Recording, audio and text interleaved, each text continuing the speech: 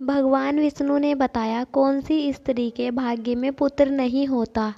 एक बार माता लक्ष्मी क्षीर सागर में भगवान विष्णु के पैर दबा रही थी, तो पैर दबाते हुए माता लक्ष्मी ने भगवान विष्णु से कहा, हे प्रभु, आज मेरे मन में 3 प्रश्न उठ रहे हैं। यदि इन 3 प्रश्नों के उत्तर देकर आप मुझे संतुष्ट करेंगे तो मेरे मन को बहुत शांति मिलेगी। तब भगवान विष्णु कहते हैं, हे देवी, तुम्हारे जो भी प्रश्न हैं तुम निसंकोच होकर पूछो, मैं तुम्हारी शंका का निवारण अवश्य करूँगा।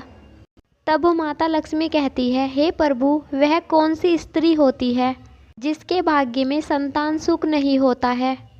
दूसरा प्रश्न है कि कौन सी स्त्री समय से पहले विधवा हो जाती है। और मेरा तीसरा प्रश्न है, कौन सा श्रृंगार करने से स्त्री को स्वर्ग में स्थान प्राप्त होता है। तब भगवान विष्णु कहते हैं, हे देवी, तुमने उचित ही प्रश्न किए हैं। तुम्हारे ये तीनों प्रश्न अत्यंत महत्वपूर्ण हैं। इन प्रश्नों का उत्तर संसार के कल्याण के लिए है। जो भी मनुष्य इन्हें ध्यान से सुनेगा उसे पृथ्वी लोक पर संपूर्ण सुख प्राप्त होते हैं और मृत्यु के बाद उसे मेरे लोक की प्राप्ति होती है। भगवान विष्णु देवी लक्ष्मी से कहते हैं, हे देवी, आज मैं तुम्हें एक अत्यंत पवित्र कथा सुनाता हूँ। इस कथा के माध्यम से तुम्हारे सभी प्रश्नों का उत्तर तुम्हें प्राप्त होगा, लेकिन तुम्हें इस कथा को ध्यान से पूरा सुनना होगा। इस कथा को कभी अधूरा नहीं सुना जाता। इस कथा में समस्त संसार का कल्याण छिपा हुआ है। जो भी इस कथा को ध्यान से पूरा सुनता है उसके मैं 32 अपराध समाप्त करता हूँ। तब देवी लक्ष्मी कहने लगी, प्रभु, मैं आपको वचन देती हूँ, इस कथा को मैं पूरे मन और ध्यान से सुनूंगी। आप कृपया उस कथा को आरंभ करें। दोस्तों, आप सभी से एक विनती है, आप भी इस कथा को पूरा सुने। इसे आधा अधूरा सुनना पाप माना जाता है। कथा सुनने से पहले कमेंट में जय माँ लक्ष्मी और जय हरि विष्णु जरूर लिखें। साथ ही वीडियो को लाइक करना ना भूलें। चलिए कथा को आरंभ करते हैं। भगवान विष्णु कहते हैं, हे देवी, एक समय की बात है, मध्य देश में एक छोटा सा नगर था। उस नगर में एक सेठ रहता था। उस सेठ के 2 पुत्र थे और सेठ के दोनों बेटों का विवाह भी हो चुका था। सेठ के घर में किसी चीज़ की कोई कमी नहीं थी, किंतु सेठ की पत्नी का स्वभाव अत्यंत दुष्ट था। सेठ के बड़े बेटे की पत्नी का भी स्वभाव दुष्ट था, लेकिन सेठ के छोटे बेटे की पत्नी का स्वभाव अच्छा था। सेठ की पत्नी अपनी बड़ी बहू को तो बहुत लाड़ प्यार करती थी, किंतु छोटे बेटे की पत्नी के साथ बुरा व्यवहार करती थी। घर के छोटे बेटे की बहू बहुत अच्छे स्वभाव की थी। ईश्वर पर श्रद्धा रखने वाली पतिव्रता नारी थी। वह अकेले ही घर का सारा काम किया करती थी और घर के कार्यों में दक्ष थी। इतना अच्छा स्वभाव होने के बावजूद भी उसकी सास उसके साथ बुरा व्यवहार करती थी, उसका हमेशा अपमान करती थी। इसके पीछे का कारण बस इतना था कि बड़ी बहू को एक पुत्र था, छोटी बहू ने एक पुत्री को जन्म दिया था। पुत्री को जन्म देने के कारण सेठ की पत्नी बेचारी कर भी क्या सकती थी। जो भाग्य में लिखा होता है उसके साथ वही होता है। भगवान विष्णु कहते हैं, हे देवी, अब मैं तुम्हें छोटी बहू की कहानी सुनाता हूँ। इससे तुम्हें पहले प्रश्न का उत्तर प्राप्त हो जाएगा कि कौन सी स्त्री को पुत्र की प्राप्ति नहीं होती। हे देवी, सेठ की जो पत्नी थी वह पहले से ही दुष्ट और कुटिल स्वभाव की थी। उससे उसकी सास भी परेशान थी। सेठ की पत्नी अपनी छोटी बहू को सबसे ज़्यादा दुख देती थी। छोटी बहू का नाम था सुकन्या और सुकन्या को सताने में उसकी सास को बहुत ही आनंद आता था। सुकन्या बेचारी सुबह ब्रह्म मुहूर्त में जागकर घर के सारे काम करती थी और दिन भर काम करने के बाद उसे रात्रि को ही सोने को मिलता था। इतना होकर भी सेठ की पत्नी अपनी छोटी बहू से द्वेष करती थी। जब छोटी बहू झाड़ू मारती थी तो उसकी सास आकर उसे ताना मारती थी कि तेरे हाथ में जान नहीं है क्या, तू जल्दी जल्दी झाड़ू नहीं लगा सकती। मैं मंदिर जा रही हूँ, मेरे लौटकर आने से पहले तू भोजन बनाकर तैयार रखना, और आते ही उस भोजन को मैं ग्रहण करूँगी। और सुन, अन्न का एक भी दाना बर्बाद ना हो जाए।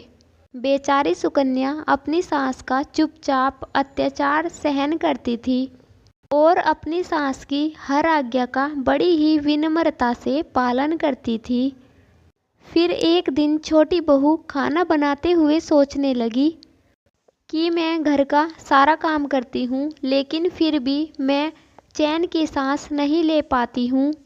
मेरी सासू माँ किसी न किसी बात को लेकर मुझे ताना मारती रहती है। पता नहीं कब उनकी ताना देने की आदत जाएगी। सुकन्या इतना सोच ही रही थी कि तभी घर के दरवाजे पर दरवाज़ा खटखटाने की आवाज़ आई। सुकन्या ने सोचा, अभी तो भोजन भी तैयार नहीं हुआ, लगता है आज मेरी सासू माँ जल्दी घर लौट आई, अब वह फिर से ताना मारेगी। तब सुकन्या ने दरवाज़ा खोला। उसने देखा कि द्वार पर एक सन्यासी खड़ा हुआ था। वह सन्यासी सुकन्या से कहने लगा, बेटा बेटा सदा सुहागिन रहो, तुम इस सन्यासी के लिए कुछ भोजन का दान करो। हे पुत्री, मुझे बड़ी भूख लगी है। सुकन्या ने सोचा, अगर मैं इस सन्यासी को भोजन करा दूँ तो इतने में मेरी सांस आ गई तो मेरी खैर नहीं। कुछ देर के बाद सुकन्या ने विचार करने के बाद सोचा, यदि मैं सासू माँ के ताने के डर से इस सन्यासी को भोजन नहीं कराऊंगी तो मुझे महापाप लगेगा, मेरा सारा पुण्य नष्ट हो जाएगा। इतना सोचकर सुकन्या ने उस सन्यासी को घर के अंदर बुला लिया। अतिथि धर्म का पालन करते हुए सुकन्या उस सन्यासी को भोजन कराने लगी। उतने में ही उसकी सास घर पर आ पहुंची और उस सन्यासी को घर के अंदर भोजन कराते हुए देखकर उसे बहुत गुस्सा आ गया। वह सुकन्या से चिल्लाते हुए कहने लगी, यहाँ पर किसी प्रकार का भंडारा या दावत नहीं चल रही है, जो तू राह चलते भीखमंगों को घर बिठाकर खिला रही है। सुकन्या ने अपनी सास से बड़ी विनती की, लेकिन सुकन्या की सास ने अपनी बहू की एक नहीं सुनी और उसकी सास ने उस सन्यासी को घर से बाहर निकाल दिया और उसके भोजन को उठाकर कचरे में फेंक दिया। उसके बाद वह सास सुकन्या पर गुस्सा करने लगी, अरे दुष्ट औरत, मैंने तुझे कहा था ना, अन्न का एक भी दाना बर्बाद नहीं होना चाहिए, लेकिन तूने क्या किया, उस भीख मंगे को इतना सारा भोजन दे दिया। भगवान विष्णु कहते हैं, हे देवी। सुकन्या डरते हुए बोली, सासू माँ, मैंने सन्यासी को अपने हिस्से का भोजन दिया है, इसमें आखिर इतना गुस्सा होने की क्या बात है। द्वार पर आए अतिथियों को कभी खाली हाथ नहीं भेजते हैं, ऐसा शास्त्र में कहते हैं। फिर सुकन्या की सास ने उसे बहुत डांटा और दोनों के बीच बहुत देर तक बहस हुई और सुकन्या की दुष्ट सास ने सुकन्या को धक्के मारकर घर से बाहर निकाल दिया। सुकन्या कुछ देर तक घर के मुख्य द्वार पर खड़ी रही और बाहर से अपनी सास को आवाज़ देती रही। सुकन्या की सास ने अपनी बहू की एक नहीं सुनी और उसे घर के अंदर आने नहीं दिया। फिर सुकन्या दुखी और उदास होकर अपने मायके के लिए निकल गई। मायके जाने के रास्ते में बहुत बड़ा जंगल पड़ता था।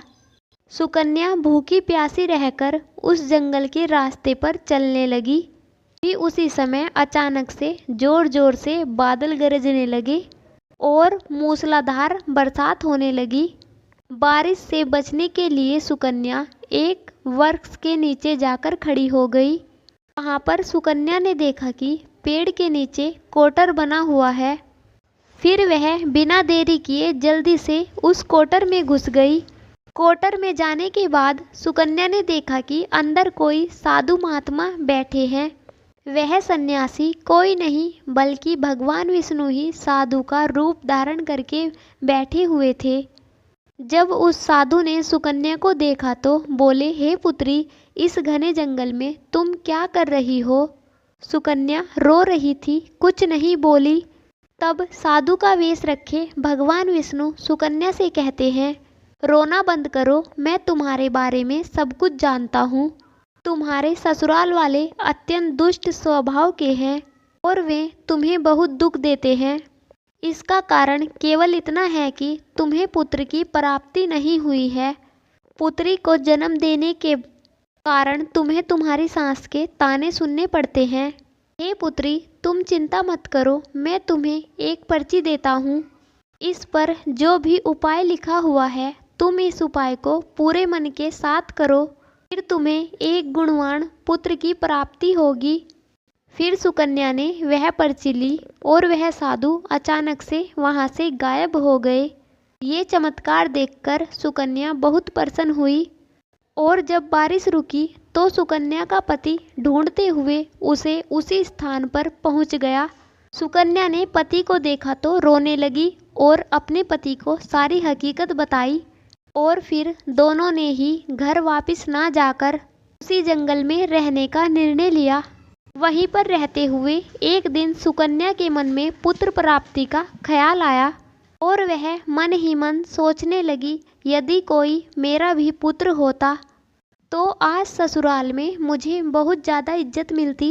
ये सोचते सोचते सुकन्या को उस साधु के द्वारा दी गई पर्ची की याद आई और फिर जब उसने वह पर्ची खोलकर पढ़ा तो उसने देखा कि जो स्त्री पुत्र प्राप्ति की कामना रखती है उसे रात्रि में अपने पति की बाईं तरफ सोना चाहिए। ऐसा करने से कुछ समय बाद में बाईं करवट लेने से नाक का दाहिना स्वर और दाहिनी करवट लेने से नाक का बायां स्वर चालू हो जाता है। फिर जब पुत्र की इच्छा हो तो ऐसी स्थिति में मिलन से पहले यह निश्चित कर लेना चाहिए कि पुरुष का दाहिना स्वर चलने लगे और स्त्री का बायां स्वर चलने लगे और उसी समय पर गर्भ धारण किया जाना चाहिए। ऐसा करने से निश्चित ही पुत्र की प्राप्ति होती है। उसी पर्ची में आगे लिखा हुआ था कि मासिक धर्म शुरू होने के बाद पहले 4 दिनों में पुरुष के साथ मिलन करने से पुरुष को रगड़ता प्राप्त होता है और 5वीं रात्रि में मिलन करने से पुत्र रत्न की प्राप्ति होती है। भगवान विष्णु कहते हैं 7वीं रात्रि में मिलन करने से बाध्या पुत्री की प्राप्ति होती है। 8वीं रात्रि में मिलन करने से भाग्यशाली पुत्र की प्राप्ति होती है। 9वीं रात्रि में मिलन करने से सुंदर कन्या की प्राप्ति होती है तथा 10वीं रात्रि में मिलन करने से विद्वान और अति श्रेष्ठ पुत्र की प्राप्ति होती है। 11वीं रात्रि में सुंदर आचरण वाली कन्या प्राप्त होती है। 12वीं रात्रि में गुणवान पुत्र होता है। 13वीं रात्रि में लक्ष्मी स्वरूपा पुत्री होती है। 14वीं रात्रि में गुणवान बुद्धिमान बलवान पुत्र प्राप्त होता है।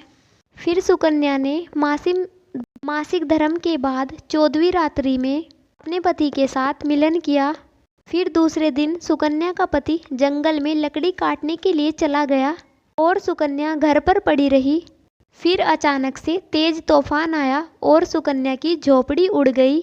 फिर सुकन्या दौड़ती हुई जाकर उसी पेड़ के कोटर में रुक गई जहाँ पर उसे विष्णु भगवान का रूप रखे साधु बाबा मिला था। सुकन्या वहाँ पर अपने पति की राह देख रही थी कि अचानक वहाँ पर 2 राक्षसी आ गई। राक्षसी अत्यंत ही मायावी थी। उन्होंने उस कोटर के साथ पेड़ को उखाड़कर एक ऐसे स्थान पर चली गई जहाँ बहुत सारा सोना था। जब सुकन्या ने यह दृश्य देखा तो वह चौंक गई। सुकन्या पेड़ की कोटर में छिपी रही। जब वह राक्षसी भोजन की तलाश में गई, सुकन्या ने उस स्थान पर से बहुत सारा सोना उठा लिया और उसे कोटर में भर दिया। जब वह राक्षसी लौट आई तो फिर से पेड़ पर बैठकर वे उस पेड़ को उड़ाकर उसी जंगल में आ गई।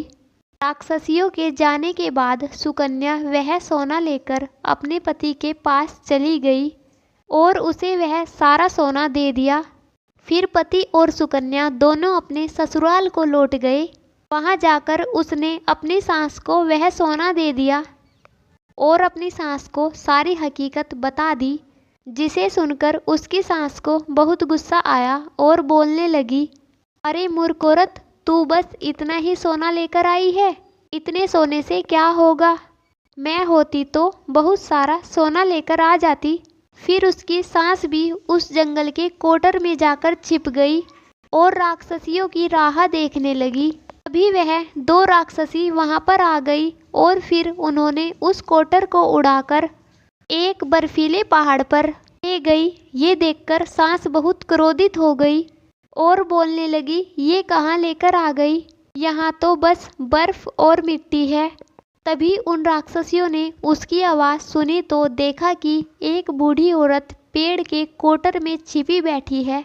फिर उन्होंने उस सांस को बाहर निकाला और उस बर्फीले पहाड़ पर फेंक दिया। जमीन पर गिरते ही उसकी सांस की मृत्यु हो गई। इधर सुकन्या बड़े आनंद के साथ रह रही थी, लेकिन सुकन्या की सांस कभी नहीं लौटी। तो सुकन्या ने जाकर उस कोटर में देखा, वहाँ पर उसकी सांस नहीं थी। उसे समझ में आ गया कि लालच के कारण उसकी सांस की मृत्यु हो गई। तब भगवान विष्णु कहते हैं, हे देवी, जिस स्त्री को पुत्र की कामना है, जो उपाय मैंने सुकन्या को दी हुई पर्ची में बताए, ये उपाय जरूर करने चाहिए। तुम्हारा दूसरा प्रश्न था कि किस कारण से स्त्री जल्दी विधवा होती है। जो स्त्री अत्यधिक लालच करती है वह जल्दी विधवा होती है, और जो स्त्री चरित्र का गहना पहनती है उसे मृत्यु के पश्चात स्वर्ग की प्राप्ति होती है। एक स्त्री को अपने चरित्र का त्याग कभी नहीं करना चाहिए। तो दोस्तों, भगवान विष्णु ने इस प्रकार से माता लक्ष्मी को यह कथा सुनाई थी। उम्मीद है आपको यह कथा पसंद आई होगी। वीडियो को लाइक ज़रूर करें और ऐसी ही कथा सुनने के लिए हमारे चैनल को सब्सक्राइब करें। और दोस्तों, हमें कमेंट में ज़रूर बताइए आपको हमारी कथा अच्छी लगी कि नहीं। फिर मिलते हैं ऐसी ही कथा के साथ। तब तक के लिए आप खुश रहिए। बोलो जय हरि विष्णु।